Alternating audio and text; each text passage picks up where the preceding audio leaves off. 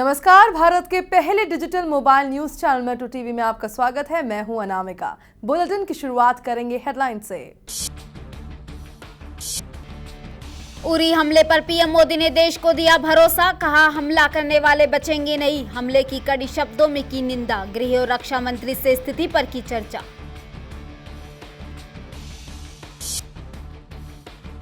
गृह मंत्री राजनाथ सिंह ने कहा पाक एक आतंकी देश, उसे अलग थलग किया जाना चाहिए। उरी हमले के लिए सीधे तौर पर पाकिस्तान को ठहराया जिम्मेवार। जम्मू कश्मीर में करीबी नजर रखने के निर्देश। पाकिस्तान के रक्षा मंत्री ने भारत को दी परमाणु हमले की धमकी, कहा अस्तित्व को खतरा होने पर करेंगे परमाणु हमला। कश्मीर समस्या का हल बातचीत से ही बताया संभव।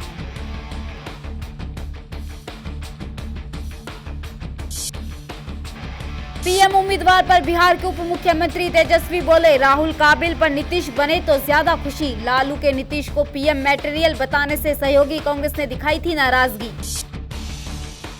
और पतंजलि सीईओ आचार्य बालकृष्ण देश के सबसे अमीर कारोबारियों में से एक। कंपनी के पास 25,000 करोड़ की संपत्ति, 5 साल के भीतर लिस्ट में बनाई जगह। और आप देखेंगे आज की 5 बड़ी खबरें।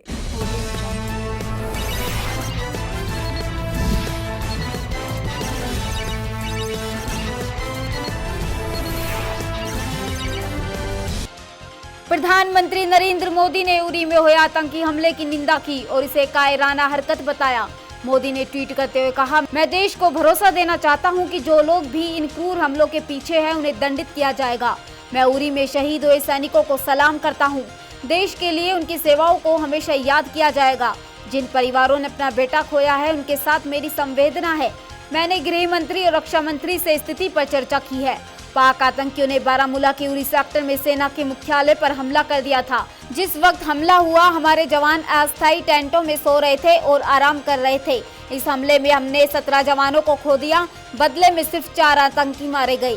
गृह मंत्रालय ने वायुसेना बेस, एयरपोर्ट और अन्य रक्षा प्रतिष्ठानों पर आतंकी हमले की आशंका के मद्देनजर अलर्ट जारी किया है। गृह मंत्री राजनाथ सिंह ने उरी में हुए आतंकी हमले की निंदा करते हुए इसके लिए सीधे पाकिस्तान को जिम्मेदार ठहराया है। इस आतंकी हमले से उत्पन्न स्थिति का जायजा लेने के लिए हुए आपात बैठक के बाद राजनाथ सिंह ने ट्वीट कर कहा, पाकिस्तान एक आतंकी देश है, उसे पहचान कर अलग थलग किया जाना चाहिए। बता दें कि गृह मंत्री ने जम्मू कश्मीर में अशांति के चलते रूस और अमेरिका पर अपना प्रस्तावित दौरा स्थगित कर दिया। उन्होंने जम्मू कश्मीर के राज्यपाल और मुख्यमंत्री महबूबा मुफ्ती से उरी आतंकी हमले से पैदा हुई स्थितियों पर बातचीत भी की। गृह मंत्री को आज रात 4 दिवसीय रूस यात्रा पर रवाना होना था। इसके बाद भारत अमेरिका आंतरिक सुरक्षा वार्ता के लिए 26 सितंबर से 6 दिन के लिए अमेरिका जाने का कार्यक्रम था। पाकिस्तान के रक्षा मंत्री ख्वाजा आसिफ ने भारत को परमाणु हमले की धमकी दी है। ख्वाजा ने एक टीवी चैनल को दिए इंटरव्यू में साफ साफ कहा कि अगर हमारी सलामती को खतरा हुआ और किसी ने हमारी जमीन पर कदम रखा तो हम इन हथियारों का इस्तेमाल करने से गुरेज नहीं करेंगे। उन्होंने कहा कि अगर पाकिस्तान को नुकसान पहुंचाने की कोशिश की गई तो भारत पर परमाणु हमला करने से भी नहीं चूकेंगे। ख्वाजा ने कहा कि कश्मीर पर हल बातचीत से नहीं निकल सकता है। शांति के लिए कश्मीर मसले का हल जरूरी है। भारत पाक संबंधों में कश्मीर के बिना बातचीत का कोई मतलब नहीं है। ये पहली बार नहीं कि पाकिस्तान की तरफ से परमाणु हथियारों के उपयोग की धमकी भारत को दी गई हो। कश्मीर में सीमा पार से लगातार आतंकी घुसपैठ कर रहे हैं। पिछले कुछ दिनों में इसमें इजाफा हुआ है। पतंजलि के सीईओ आचार्य बालकृष्ण देश के सबसे अमीर कारोबारियों में से एक हैं। इस बिजनेस मैगजीन ने एक लिस्ट रिलीज की है। इसमें 399 भारतीय उद्योगपतियों के नाम शामिल हैं। इसमें 25,000 करोड़ रुपए की अनुमानित संपत्ति के साथ आचार्य बालकृष्ण का नाम सूची में 25वें नंबर पर है।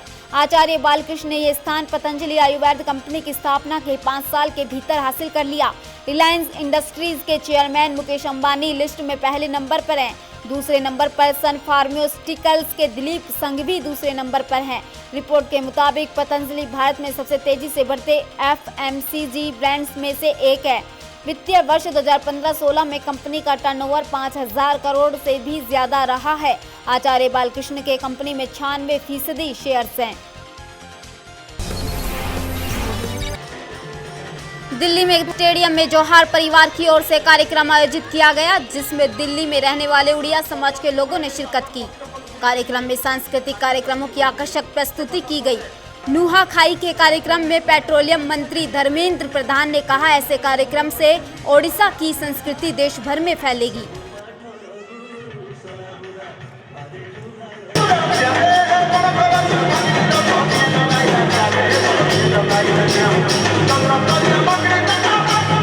खेत से नई साल में आ जाती है तब किसानों की ये महान पर्व में नवान्न किया प्रसाद के नाते लगाया जाता है। उसी को हम लोग विशेष करके पश्चिम उड़ीसा में नुआखाई कहते हैं। जोहार परिवार उड़ीसा की एक अग्रणी सामाजिक संगठन है नई दिल्ली में। उनकी नेतृत्व में कई सालों से ये महान पर्व चली आ रही है। मैं आज के अवसर पे दिल्ली में रहने वाले, उड़ीसा के बाहर रहने वाले सारे उड़िया भाई बहनों को हार्दिक शुभकामना देता हूं। महाप्रभु जगन्नाथ और मां समलेश्वरी के आशीर्वाद हमारे ऊपर रहे, उड़िया समाज और आगे बढ़े।